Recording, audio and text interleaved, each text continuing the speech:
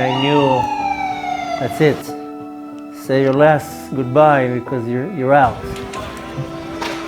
I was like, Hashem, you can't do this to me. I can't leave my kids, 7 orphans. It's not okay. And my poor wife is standing there looking, but she sees that her husband is dying. Blood clot that was traveling from my leg it got to the lungs and eventually reached to the main artery of my lung, and it was a massive blood clot. In most cases, massive blood clots in the lung, it's fatal. It was like you can't close your eyes. If you close your eyes, you don't open them ever again.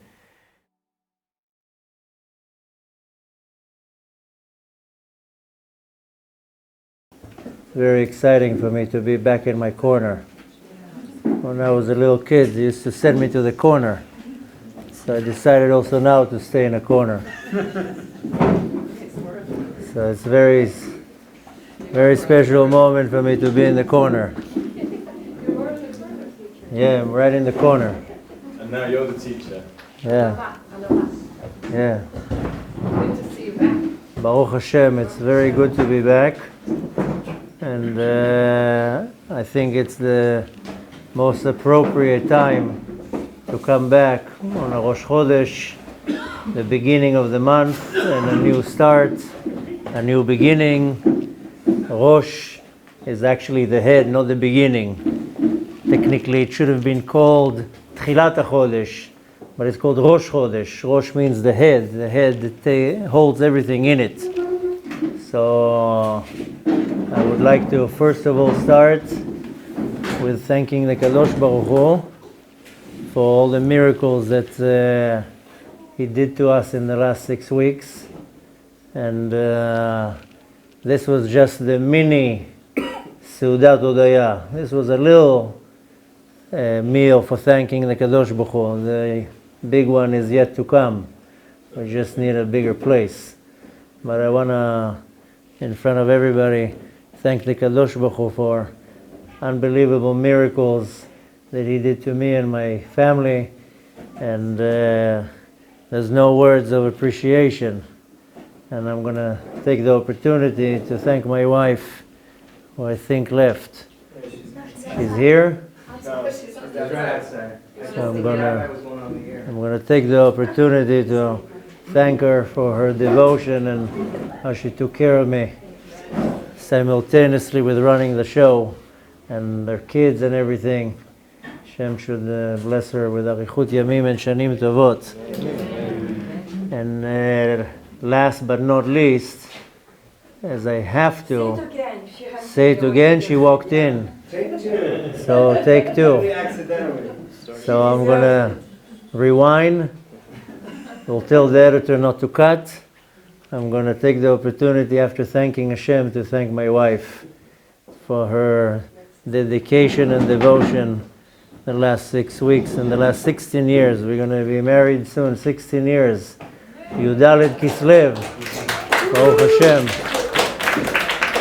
Our anniversary is coming up, Sweet 16. So I want to thank you for all your hard work and dedication and feeding me and bathing me and clothing me and worrying about me with such love and care. And yeah. You're going to have to. You're going to have to excuse me if I get a little bit emotional here and there. But it's a very good time to take the opportunity to thank you all the people who are present here in this room, and for the thousands of people out there throughout the world for everything. You know, in a few weeks we're going to read the Parasha of Vayishlach, when Yaakov Avinu is coming out of Haran, and he says, "Katonti mikol ha'ma'asim, mikol ha'chasadim." I became a small and nothing from all the mercy and the kindness that you have shown me. And you know, many times I felt like I'm a Yaakov, because Yaakov left his house when he was a young man, and I left my house when I was a young man, and he went to Haran, and I also went to Haran. I went to New York, which is kind of equivalent. Haron af shel makom. I went to New York and Los Angeles, and then I was in America for 18 years. Yaakov came out of Haran with 4 wives. I settled with one. One that is worth 4. He came back with 12 kids. I came back with 6 kids. He came out with great wealth. I came out with great wealth. Not money, but wealth in everything else. So I always see eye to eye with Yaakov, what he went through. And Yaakov is now saying, we're going to read it in a few weeks, Katonti mikol ha'maasim, where he saw with his own eyes how much good and kindness, and he made him feel so small and humble. So I have no words to even express the gratitude of what I saw, what was going on behind the scenes. Thousands of people, thousands, if not tens of thousands of people were praying, dedicating classes. I think maybe 5,000 books of Tehillim were read, challah baking, mitzvot. It's unbelievable what was going on. And even here around here, everybody was coming to help with food, babysitting, cleaning, moving, taking. It's just unbelievable. Sometimes we had 4 dinners every night. We didn't know what to eat. So many people were coming with food. Unbelievable. Such amazing food. And you know what? You could feel the love in the food. You could feel the warmth and the caring. And so many people, I can't even start to thank so many people. You know, I wrote myself all sorts of things I need to do. And one of them is I wrote down I have to personally start calling hundreds of people and to thank them for everything. How many women cooked, how many men helped and moved and pushed and picked up. And it's unbelievable. Every time I would ask, what's going on with this? Don't worry, it's taken care of. How about that? Don't worry, so-and-so took care of it. So I think it's a very appropriate time to say, at least for the ones of you who are in the room and the ones who are going to watch the video, that I have no words to thank you for everything that you did, and Hashem should bless you 1,000 times more. And you should never get to a point, chas v'shalom, to be on the receiving end, just that you have the ability always to give. You know, for so many years, Hashem has blessed my wife and me to be on the giving side, and this is the first time that I was on the receiving side. And it made me realize how important it is that you can do something for somebody else, and how you can change and affect a person's life with a little bit of chesed. Take a little bit from yourself, and I saw unbelievable chesed. I think this all was worth for me to happen to go what I went through, just to see the chesed that it brought people to do. How much money people spent. People were sending help from all different places. Just to see that, I think it was worth all the suffering, to see the chesed, the kindness, that people opened their hearts and opened their mind and pockets, whatever it took. And needless to say, how beautiful unity it brought between so many people. So I think it's worth all the pain. I told my wife, maybe I should go to the hospital once a month, and I will get some time off, and we'll see again so much chesed. I can tell you that I can guarantee to you that the Kadosh Baruch Hu is very happy to see how so many people, without asking questions and without even making any calculations, came with help. And this is really what we need. We need to see more of kindness and chesed, and charity and ahavat chinam. People I don't even know. People I never even heard about them, what they were doing. And needless to say, the thousands and thousands of people who are praying, that's probably the miracle, that's probably the merit, really what saved me. And I want to very briefly, my briefly is an hour, but I want very briefly to, so many people want to know what happened. I don't think most people even know what happened. And a lot of people heard, there was a lot of misinformation going out. But I owe so many people that were praying day and night, they don't even know what they were praying for. And I have the obligation of at least informing with my own words what was going on. There's so many people that I don't even know who they are, or this is not new, I don't know who are the people behind the screen, unless they come here and visit me, or unless I see them in a lecture. But I got so many amazing messages. I never check any messages.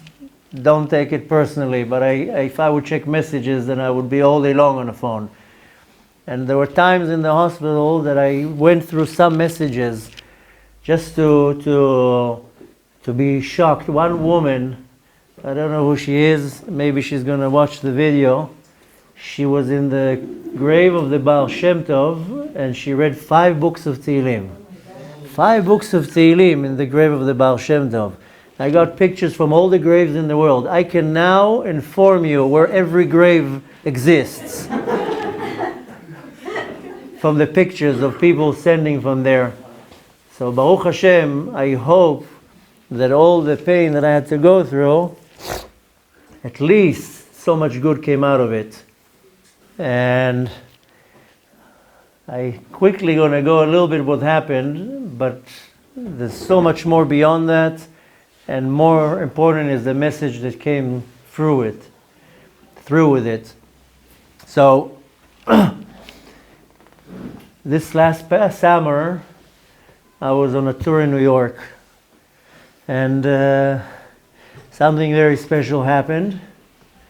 For the ones who know me more personally, and when I became observant 18 years ago, one of the first things that I did is I went to a very big rabbi and I told him, I have tattoos. What should I do with the tattoos? And he told me, don't worry about it. Just focus on your tshuva. So I said, okay. The rabbi said, I don't ask questions. But it always bothered me. Every time I went to the mikveh, every time that I had to take my clothes off, whatever it was, so many times, although at some point I got to understand that the tattoos did much good and bad. But always in my heart, deep down inside, I didn't like being covered with tattoos.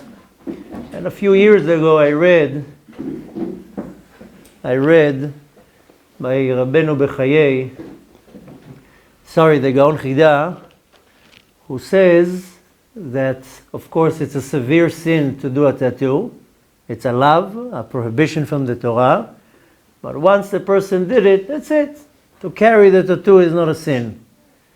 But when the person is going to start ascending and going higher and higher in spiritual levels, and it will be the time when the person needs to be elevated from the level of nefesh to ruach, then he would not be able to go up to that level as long as he has a tattoo on him. Because that tattoo is on the nefesh, it's also stained on the nefesh, and the nefesh cannot be ascended, can't go higher. So I went back to the same rabbi and I showed him what I read. So he nodded and he said, if you can take it off, take it off. So I went to a dermatologist, to the mumche. He looked at it, he told me $25,000 and I can't take everything off, only some will be off. So needless to say, that was out of the picture. And then from that day on, I was just hoping that one day something will happen. This past summer I was in New York, I gave a lecture, and the person who organized the lecture at the end comes out to me and he tells me, I have a personal question for you. You don't have to answer. And he asked me, what did you ever do with these tattoos? I said, nothing. They're still there. So he tells me, why don't you take them off? So I told him, you want the honest truth? Because it costs a lot of money. So he says, that's the problem? Money? I said, yeah. He tells me, if I get you the money, would you take them off? I said, yeah. So he says, okay, consider this done. Go get me a quote. Anyways, to make a very long story short, I came back to Eretz Israel, I got him a quote, and within 3 seconds, I got a money wire. Go get them removed. Which for me was a very big thing to get these stains off me. Now is not the time to go in length, but I'm going to share in another time the significance. I think that was one of the main things of what was going on, but maybe we'll see how we're doing with time. Nevertheless, the reason why I'm saying that is because I started the first procedure. The second procedure was done 2 days before Yom Kippur. If you were here with us on Yom Kippur, maybe you noticed that my pants was full of blood. I was standing the whole service. I was the chazan, and the leg was bleeding. I have a big tattoo that covers my entire leg from the ankle to the knee, and it was bleeding because the procedure, it's burning the skin. Of course, the leg was very swollen, the skin was irritated, there was a lot of cuts and blood. And very important, before I even continue, to make a side note or a disclaimer, because a lot of people think it's because of that procedure. There's nothing to do with that. That was just the way in nature how the Kadosh Baruch Hu decided to bring down this entire situation. My intent is to continue removing the tattoos one way or another. I will encourage anyone to remove their tattoos in a safe way. It has nothing to do with it. A lot of people told me you shouldn't have removed it. And I said, you know what? If I wouldn't remove it, then I would fall down, I would cut my leg, and that would cause the problem. It had to happen in the leg, which I will explain to you later why. But it had to happen. It has nothing to do. It's not now, chas v'shalom, not putting blame on anybody. It has nothing to do with the procedure. That was the way in nature. Hashem has to dress everything in nature. The derech hateva. But nevertheless, the leg was extremely swollen, throbbing in pain and blood for a couple of days. So I didn't pay attention to it. I was rubbing the ointment that they gave me, doing the treatment that I needed, and that's it. I don't know if you remember, maybe some of the men remember. It was the Thursday of Chol HaMoed Sukkot. We had a minyan for Mincha, then we had a class and a minyan for Arvit. And right before that, I started feeling very ill. So I came here, we prayed Mincha, I gave over the class, we prayed Arvit, and during already Arvit, I was already really feeling bad. Some of the people here noticed, I said I don't feel good. I went home, and my son and me were joking about it the other day. Sometimes for me to go home takes 3 hours. Every 3 steps somebody else stops me. That night everybody stopped me, telling me stories, telling me all sorts of nonsense, and I'm like, I gotta go home. I have to go home. Nevertheless, I go home. I literally took my clothes off and I fell on the bed. I was so sick that for 48 hours I didn't move from the bed. Now I thought maybe I got a flu, maybe a severe cold, but from Thursday night till Shabbat at night, I didn't come out of bed. I was in so much pain that the wrath to know the situation is that for 20 years I didn't take any painkillers for anything. I was in so much pain that I told my wife I need to take something. My wife just gave birth, so she had very strong pills that somebody gave her. Doesn't matter, I don't even know what I was taking. I took whatever would knock me out because I was so much pain. There wasn't one part in my body that was without pain. And in my mind, I thought it's just a cold. I thought I got a flu. That's how it felt. Motzei Shabbat, somehow, miraculously, I came out of bed and I wanted to take a shower. I go to the shower, I tell my son, come and help me so I'm not going to fall. I'm very dizzy. I'm very weak. And he tells me, look at your leg, it's black. And I look at the leg. Okay, it was very, very swollen. It was very colorful, extremely painful. And I was like, okay, it's part of the procedure, it's fine. And I crawl back in bed. Sunday, the situation was already much, much worse. So we called in a doctor. I caved. I usually don't go to doctors. When we made Aliyah and I came to Eretz Israel, we had to register with the Kupat Cholim. So I had to go there. And she asked me, when was your last visit to the doctor? I said, after I was out of the army. She looked, she was like, it can't be, it's 97. I said, yeah, that's when I was last at the doctor. No offense, I don't like you. Not you, but you. Nevertheless, I caved, so we brought a doctor home who looked at the leg and said, your leg is infected and you have to take antibiotics, which is another thing that I don't take. It was the first time after 20 years that I took antibiotics. But I caved under the pain and under the discomforts, and I started taking the pills. The next day was the morning of Simchat Torah. I woke up at 6 o'clock in the morning. Needless to say that physically I was so sick that I could not move. But my leg was already 3 times its size, was red, purple, black, any color you can imagine, and it was so painful that I told my wife, you gotta call a doctor. I think something is already much more than just a little bit of a cold. Needless to say, we called the doctor who told me you have about 3 seconds to call an ambulance because your leg, it's not even an infection. You have what's called cellulitis and you got to get to the hospital right away.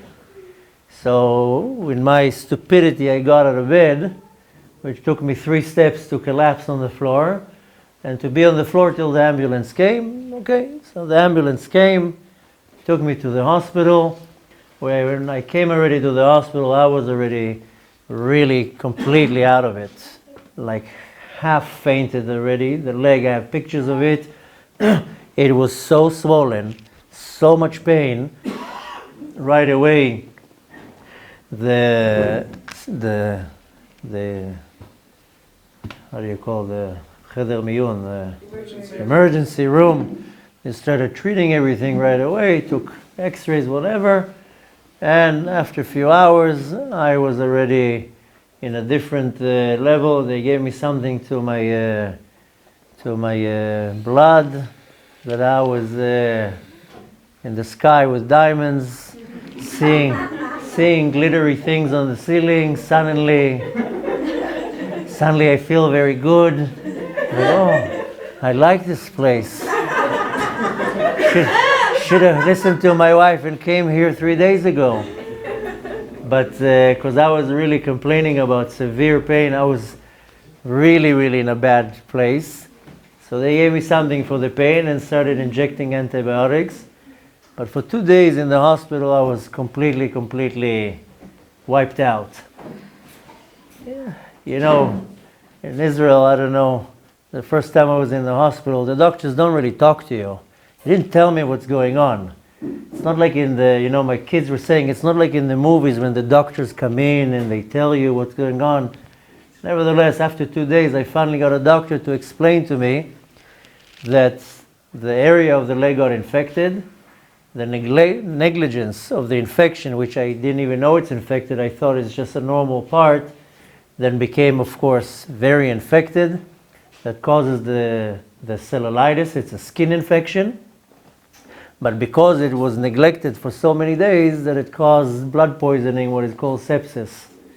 So my body was already completely damaged by the sepsis, to a point that the different organs were already not functioning the right way. So I was really out of commission. I was completely out of it, as they say in simple words. So for 5 days I sit in the hospital bed being treated. where I couldn't do anything. I couldn't get up. I couldn't even read. I couldn't pray. I was completely in a bad situation. And I was in a room, the people around me, I said, if this is not going to kill me, the people next to me are going to kill me with how they cough and what's going on there. I just wanted to go home. Baruch Hashem, Thursday afternoon, they released me from the hospital. They gave me antibiotics and they sent me home. Where I come home and the leg is still very, very swollen. And I'm finally just happy to be at home.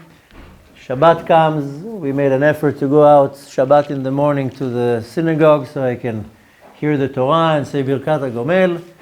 And I was pretending everything is fine, but really I was very, very weak and very sick. And barely can move with a lot of pain and discomfort.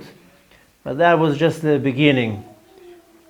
Sunday, I'm in bed the whole day, and Sunday night, 4 o'clock in the morning, I wake up with an attack that I can't breathe. Wake up in the middle of the night, and I'm choking, and I can't breathe. My wife wakes up, what's going on? I can't breathe. And I started almost fainting from lack of oxygen. The attack was about 5 minutes, I think, that I can't breathe. And my wife is shocked looking at me, what should I do? So I kind of relaxed after a couple of minutes. I opened the window with the little breath that I had. I just told her, let me just relax. It's okay, everything's fine. And she told her, go get me a cup of water. And then right after came another attack. And in that attack, I had such pressure on my chest, and I was choking. I couldn't breathe.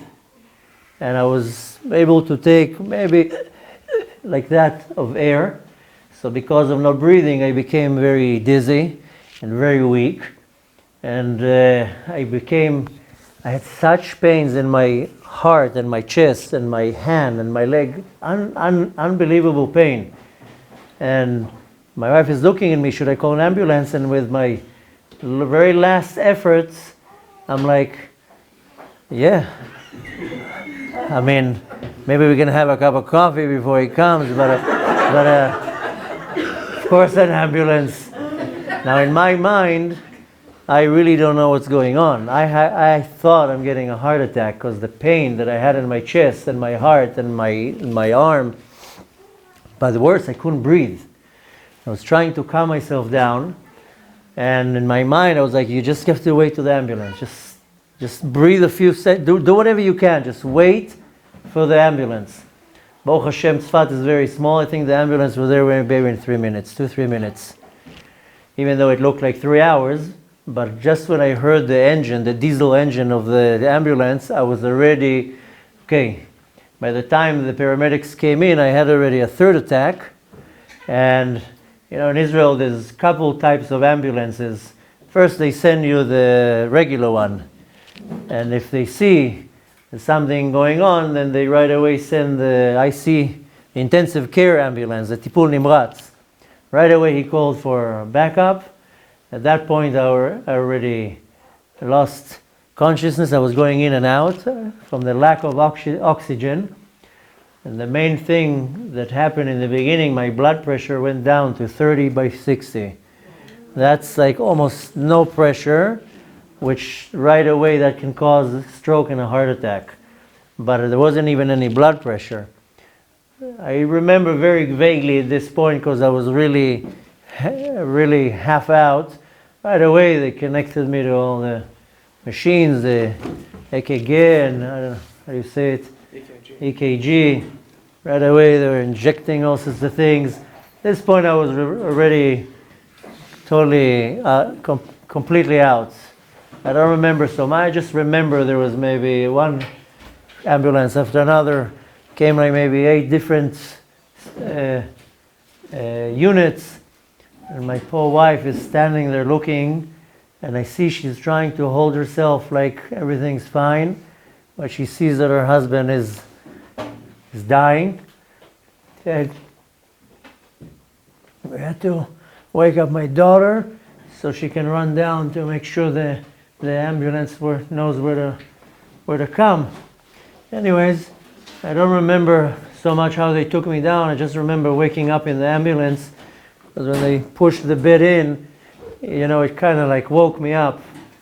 And I saw, the ambulance has a big flashlight. So I was like, ooh, bright lights. I remember the bright light. So right away I was connected to oxygen, and I knew at least my mind, I knew that's it. Say your last goodbye because you're out. And I was in the back of the ambulance. He drove so fast. Baruch Hashem, we were 3 minutes from the hospital. He drove so fast, I felt like I said, if this is not going to kill me, the driving is going to kill me. And I so much pain. I was so, I don't know what's the even word to say. I was so out of it. But the only thing that was in my mind, with my little last breath that I had, I was like, Hashem, you can't do this to me. You can't leave me. You can't leave my kids, 7 orphans. It's not okay. Do whatever you want from me. I'll take any suffering you're going to give to me. You cannot leave 7 kids with my wife. I was saying, just for my kids, just don't do that. I was really praying to Hashem, do whatever you want from me. I'll take any suffering you'll give me, I'll take. But don't make my kids suffer now. At least let them grow with a father. Anyways, I don't remember. I was constantly in and out. I got into the ICU, to the emergency room. Right away, they were jumping on me with different machines. I don't really remember. I just remember they were injecting me with something very painful. Every time they were injecting me, it was extremely painful. And I was just hearing here and there things. The blood pressure was so low that they gave me some liquid. I don't even know what it was straight into the blood, just to try to raise the blood pressure. And the whole time, my eyes were like almost closed, but with a little bit of light, I was like, you can't close your eyes. If you close your eyes, you don't open them ever again. And then, of course, right away, he took me to X-ray, CT, the whole thing. And then very quickly, they found out what was the problem. The problem was that I had a blood clot in my main artery of my lungs. It's called pulmonary embolism. That very quickly what was going on is because of the infection in the leg, causes the cellulitis, what causes the sepsis, the poisoning of the blood.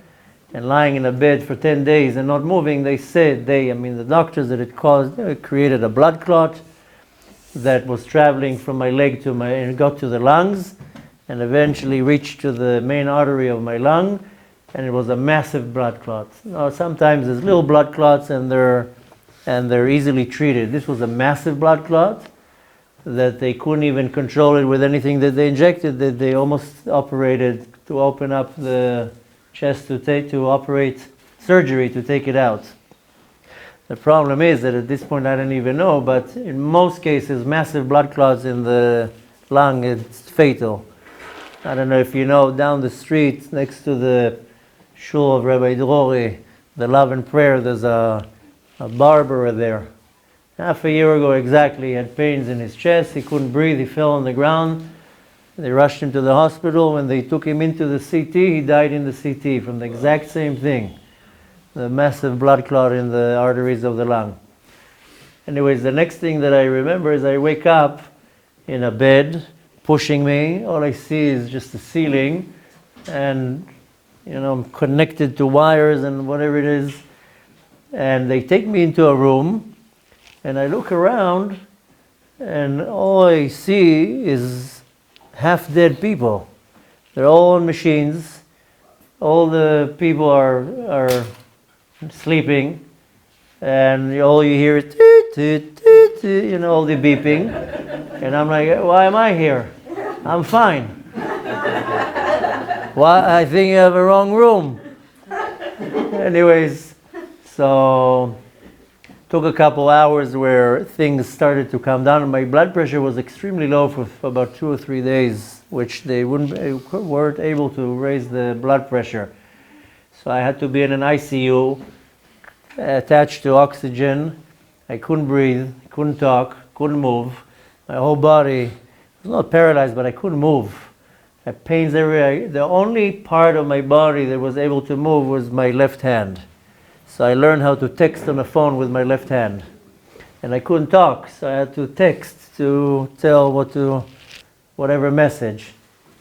And needless to say, so a couple of days in the ICU was not a picnic. And every time they had to give me the blood thinners shots into my stomach, which were extremely painful. And I had to draw blood out of my arteries a couple of times a day to see the gas in the blood, which that was also very painful. The whole few days in the ICU was not fun at all. The only thing that I was next to a window. So I was able to look out the window and see a little bit of the mountains. And for the whole time there, I couldn't even move, couldn't do anything. And the first day, when a person is in a very bad situation, he's exempt from Torah and mitzvot. But I said, I will not do anything. I will take on myself not to do anything. I couldn't even say a little blessing, anything. But I can't not put tefillin on. So I texted to my wife, I have to put tefillin on. So my son came to the ICU. I don't think he was prepared to see. He thought maybe I'm sitting there with a cup of coffee and some begament with the guys. But I was completely out of it. But why am I telling this? Because when he took out the tefillin, it was his tefillin, not my tefillin, and he kind of put it next to my mouth so I can kiss it. And I started crying so strong. And I was like, just to have a tefillin on me one time. When we put tefillin on in the morning, we don't even notice what we're doing. We don't even take any moment to realize. It took me maybe 10 minutes to catch my can't even say catch my breath, just the fact that the tefillin, I saw the tefillin. Just imagine, I was, Baruch Hashem, not paralyzed, but I could not move my body. I couldn't move anything. Besides that, I had all the wires on me, and everywhere was needles, and Baruch Hashem, miraculously, only the left hand was left alone. I only had the thing for the blood pressure.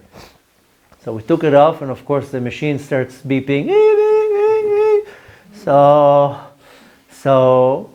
the excitement and the emotion of putting that tefillin on, I never ever in my life, in the 18 years that I put tefillin on, was ever excited and emotional to put a pair of tefillin on me like that. It was so powerful that a mitzvah that we do every day and we take for granted, what an importance it was. And I couldn't even bring my right hand to say Shema. Could barely move my hand. Somehow I was able to bring my hand to cover my eyes. And even though on a regular basis I say Shema slow, just imagine how slow this Shema was. Then it took me 20 minutes because every word was like, I couldn't breathe. So to say even Ve'ahavta was a big deal. Took my time, and of course they were rushing us there. There weren't allowed to be anybody in the ICU. But that was the only thing that was holding me every day. When is the tefillin coming? I couldn't do anything. I couldn't read. Couldn't pray. The medicine were giving me were making me very dizzy, and I couldn't do anything. Somebody says, hey, why don't you listen to some Torah on the internet? There's some good rabbis on YouTube. So I couldn't do anything. The only thing that kind of soothed me, I used to play a little bit of music. But I was really not in any shape of anything. Couldn't move, couldn't eat, couldn't do nothing. But the only thing I was waiting for all the time is the tefillin. And then of course started the whole process. Part of the problem with the blood clot in the lung is wherever the blood clot stops and the lung doesn't get blood, then the lungs get damaged there. So I started getting, up until today, I have very severe pains everywhere where the blood clots damage the lungs. But Baruch Hashem, after 5 days, they moved me to a regular room, and then from there to be released.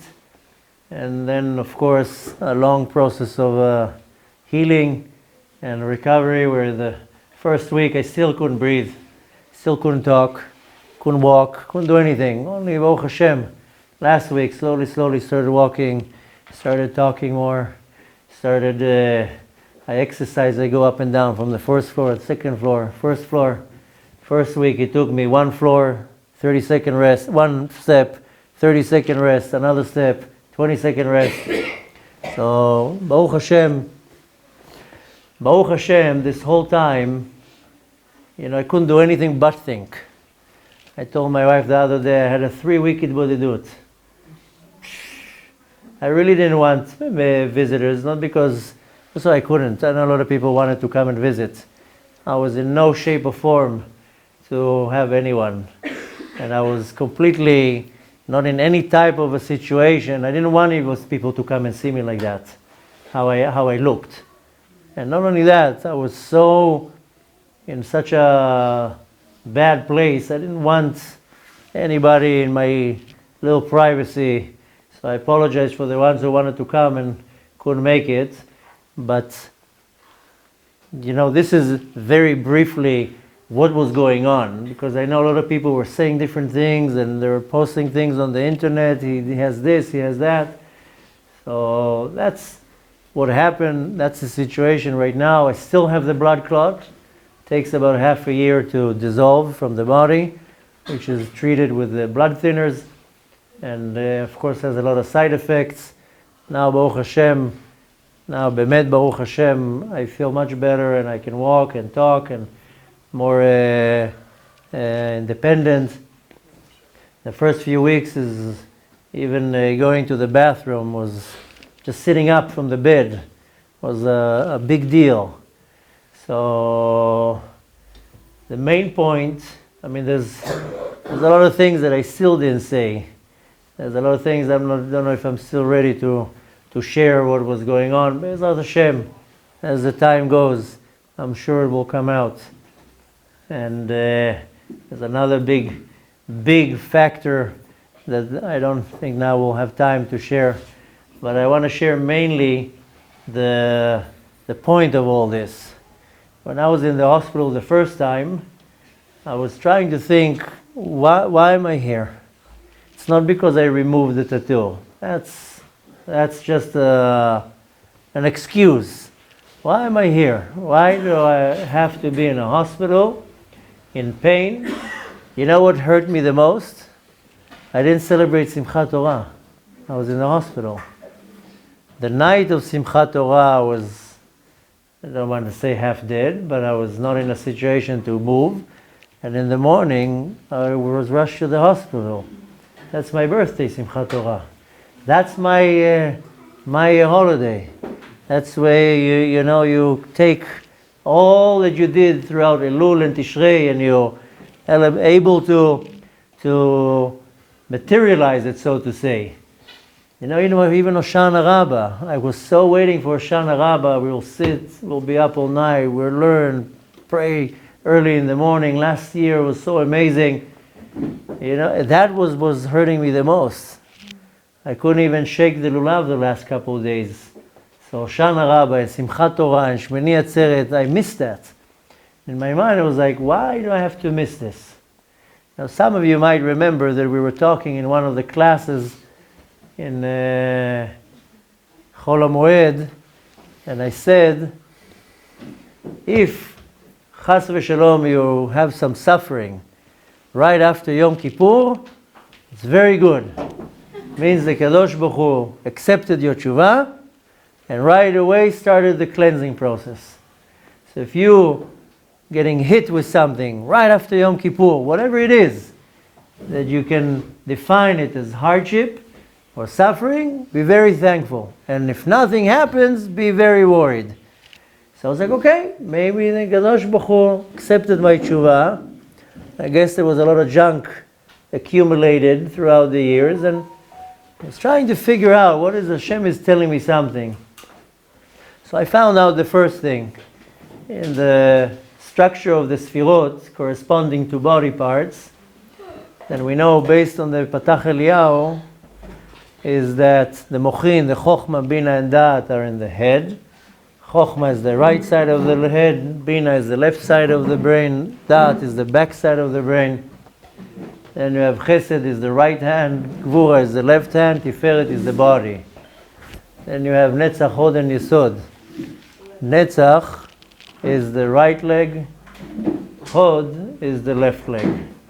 And Yesod, of course, is the female and male organ. But Hod is the left leg. So I said, okay, maybe I've damaged something in the sphere of Hod, that my leg is now, it's manifested into my leg. So what is Hod? Hod is majesty, majestic. So let's go back now to the time of Sfirat HaOmer. If you remember, we had a series of every day. We used to have a class where I was explaining that Hod comes from the word Hoda'ah, to thank. And Hoda'ah is Hoda'ah is to admit, and Lehodot is also to admit, but also to thank. So I was like, okay, I wasn't thankful enough to the Kadosh Baruch Hu, obviously. I didn't admit enough in front of the Kadosh Baruch Hu or many others that obviously the damage reached to the sphere of Hod. Which made me realize something very deep, is that we don't thank Hashem, we don't thank people enough. We take things for granted. How many times lately did you thank Hashem that you have teeth and you can eat? I'm sure you didn't lately, unless you have a root canal or some dentist appointment. But when did you thank Hashem lately for breathing? I was counting my breaths. I couldn't talk for maybe 3 weeks. Last week I started talking a little bit. And even now, it really hurts my lungs when I talk, because I have to take small breaths. If I take a deep breath, then I feel the places where the lung is damaged. It made me realize how many times we have to thank Hashem for everything that He does for us. And then after we're done thanking Hashem, is you thank your wife, your husband, your neighbors, your friends. How many times lately did you thank your wife for the dinner she made? Some people think, oh, she has to make, she's the cook. She's not a cook. She's your wife.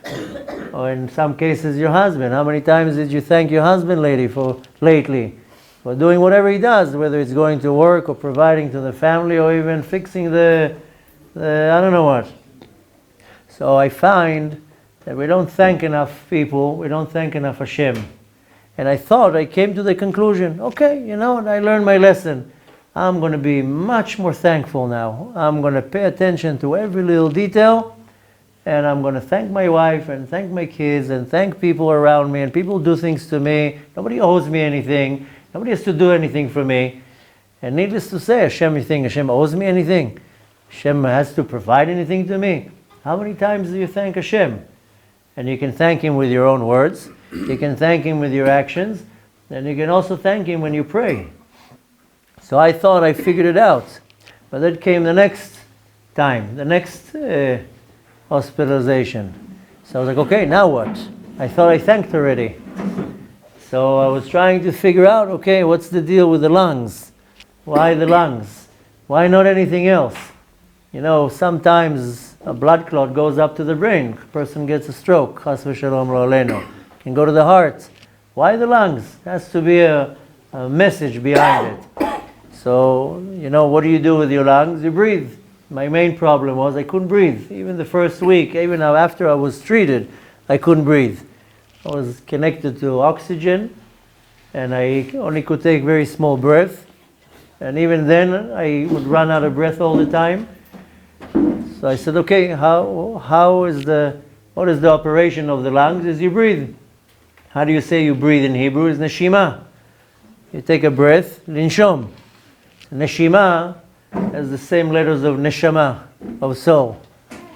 And we read in Tehillim, Kol HaNeshama Tehalel Yud-Kei. The entire soul has to praise the Kadosh Baruch Hu, to praise and thank, and you constantly have to praise the Kadosh Baruch Hu. There is a halacha, it's a mitzvah from the Torah, that I constantly have to have Hashem in front of me. Shiviti Hashem l'negdi tamid. Constantly the Kadosh Baruch Hu has to be in front of me, 24/7. And how do you do it? Is when you praise Hashem for everything. When you say Shakol Niya Bidvaro, you don't say it in the speed of light and in a whispering. You say it with all your heart. You praise Hashem for every second. So it's two things, and there's many others. We're really running out of time, and I'm running out of breath. There's two things that I took from it, and if I already went through something, and everybody was participating with their prayers and their acts of kindness and many others, so it's for everybody to take, is these two little things that we have to be constantly thankful to the Kadosh Baruch Hu.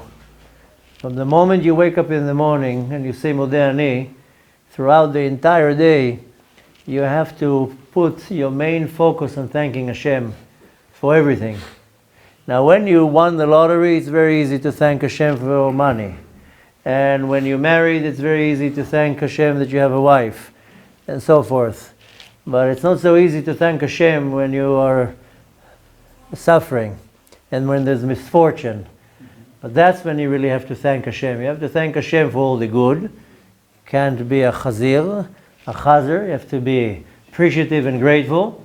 But you have to thank Hashem even for what you don't have. Because if you don't have it, it means Hashem knows it's better for you not to have it right now. All day long we have to thank Hashem. Not to take anything for granted. Not our breathing, not our walking. You know, somebody told me the other day, no, when are you going to teach again? I said in my mind, I'm ready to run a marathon. But I can't walk even 2 steps. My body is 3 generations after my mind. My mind is thinking good and clear, but my body is not even moving. And I think sometimes I can do something. The other day, I was making a joke. My daughter was listening to some funny song, and I made a joke, and I made a funny dance. Within 3 seconds, I was on the floor without air. I was totally out. In my mind, I was like, what's the big deal? I just made it move my body a little bit. So the point that you all should take from that is that every moment of your day has to be accounted. You know, last week we read in Parashat Chayei Sarah that about Avraham Avinu, it says, V'Avraham Zaken Ba B'Yamim. There's a question in Chazal, why does it say Zaken and Ba B'Yamim? Ba B'Yamim means he was old, which obviously doesn't mean old. If it meant old, then it wouldn't say Zaken. Zaken, old. But Ba B'Yamim, it says Ba B'Yamim that he lived his life to the fullest. Every day was from morning to night, he didn't waste 1 second.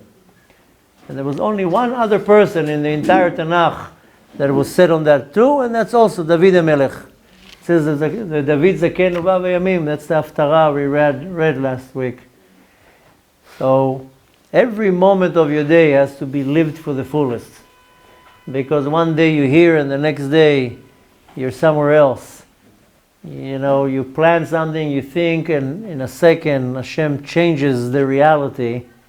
Even when I came back home from the first time in the hospital, I was, that's it, I'm done with it, I'm going to recover, everything will be fine.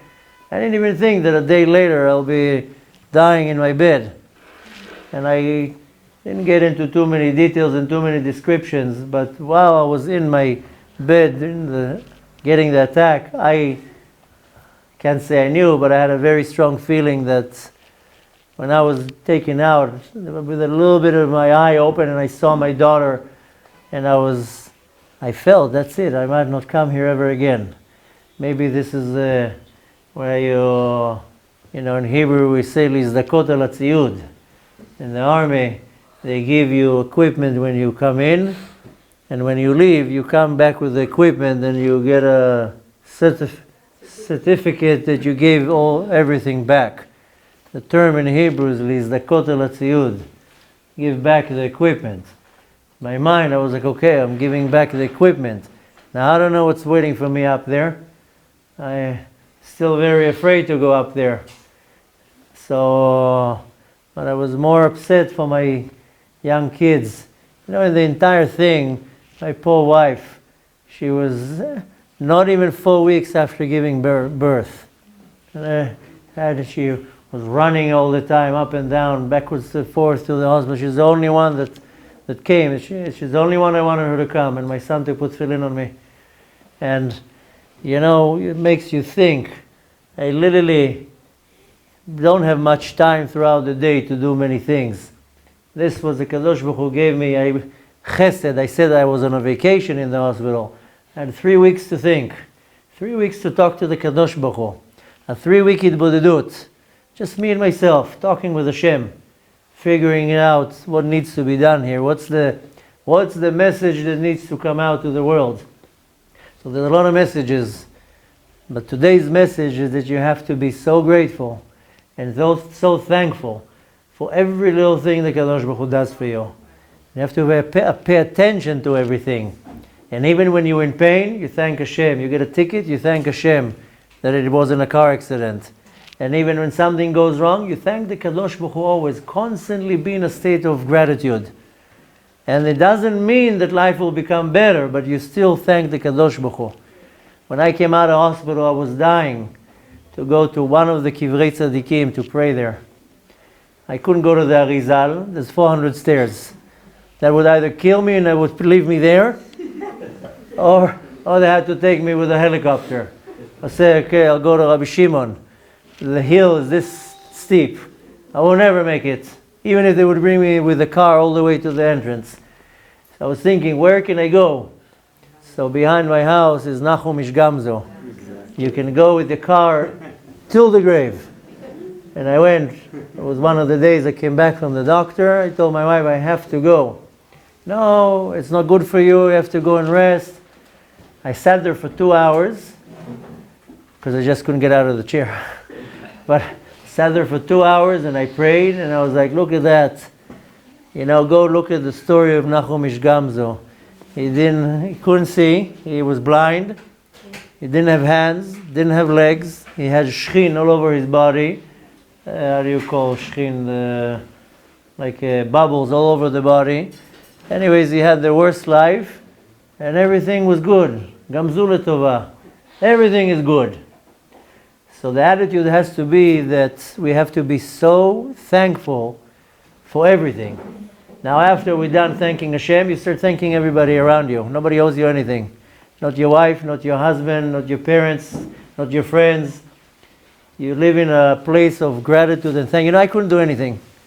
I apologize for your honor and respect. I couldn't even go to the bathroom.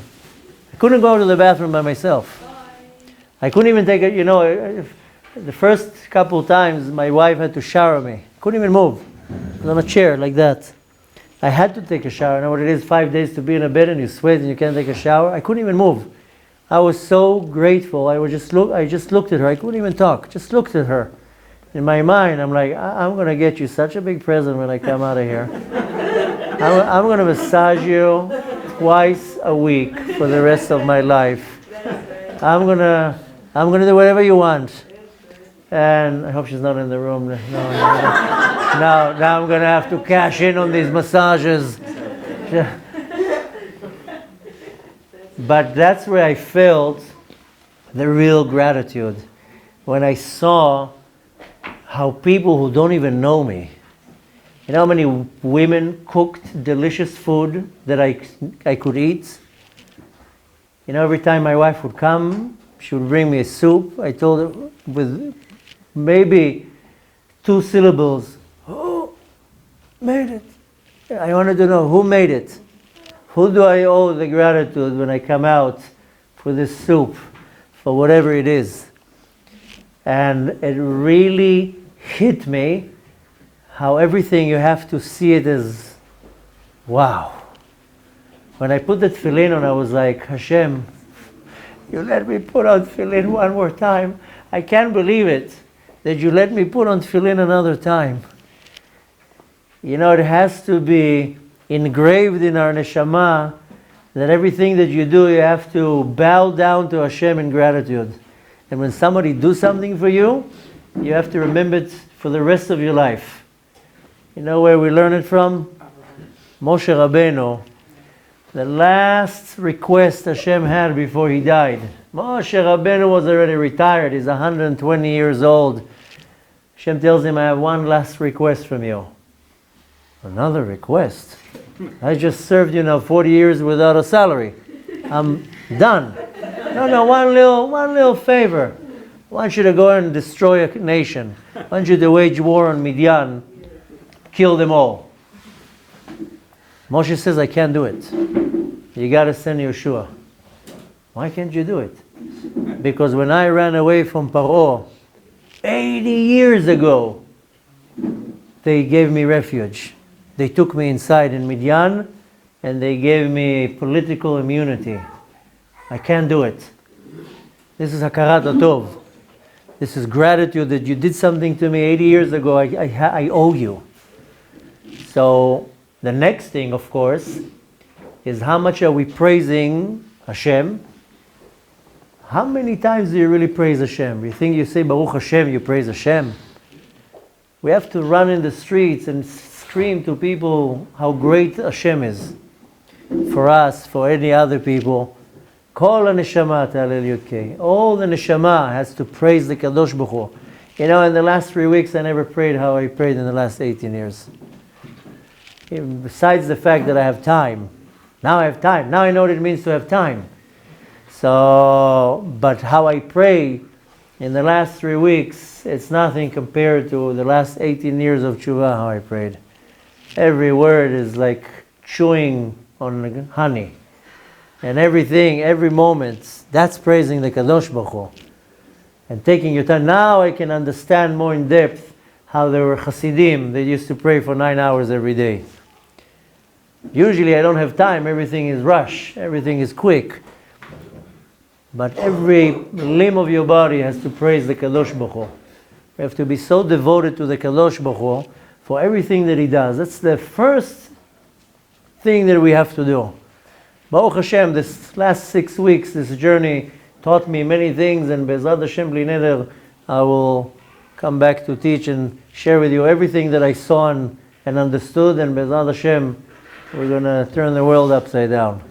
But we have to start with the core, and the core is that we have to bow down to the Kadosh Baruch Hu every second of the day. And we have to see other people in such a ayin tova, in such a good eye. You know that there are people that, first of all, I'm not talking about people that I never met. There are people that, listen, not everybody, you're not 100% with everybody. Even people that weren't 100% with us, even these people came and did something. Some people completely shocked me with the effort that they did. I was like, him? He did that? And you know what? This is something that we really have to apply.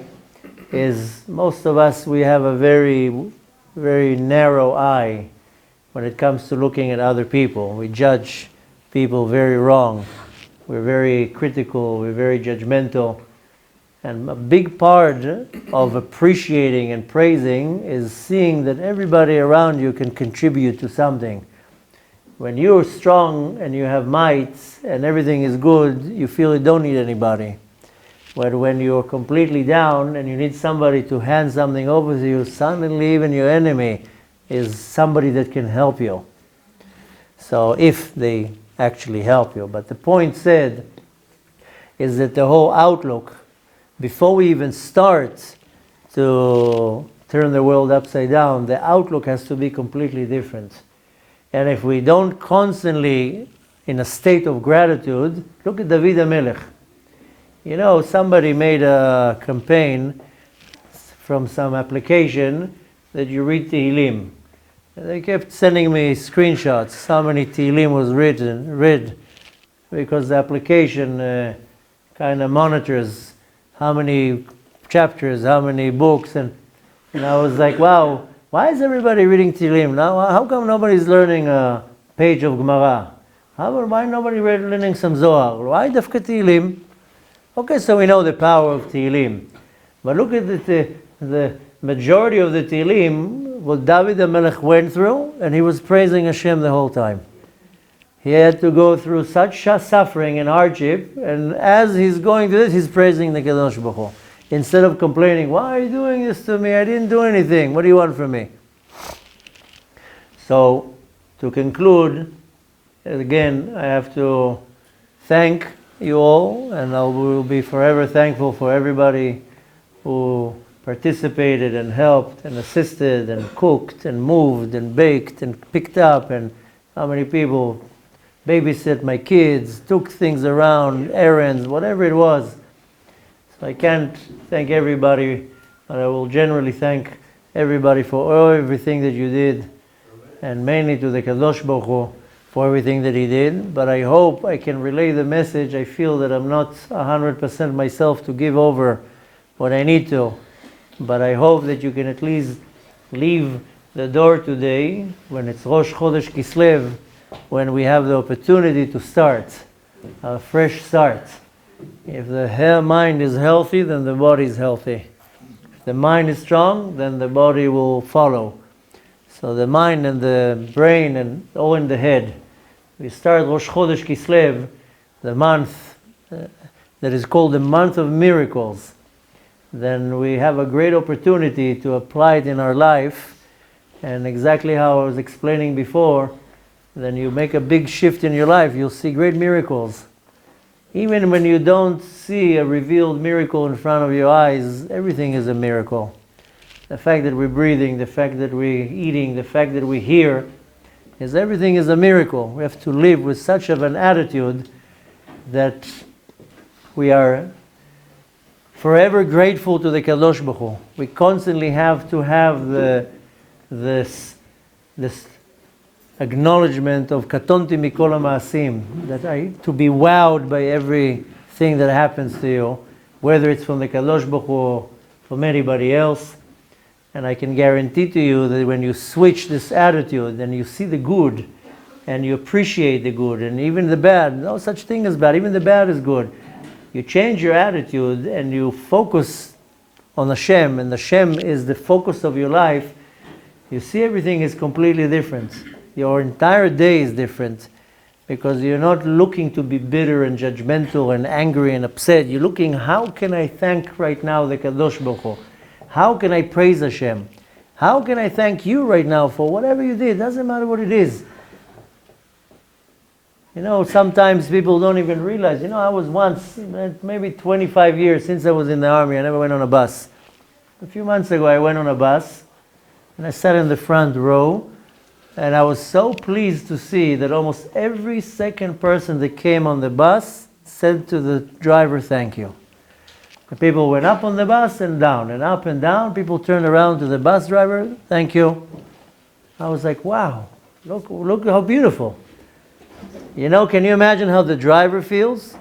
That all the long people driving him crazy, and suddenly somebody comes and says, thank you? Just imagine how you feel when you work hard, and nobody says thank you, nobody shows appreciation. You do something from the bottom of your heart. Sometimes all you need to hear is a thank you. You don't need anything else. So I'm going to conclude by telling you all thank you. Thank you. And I'm going to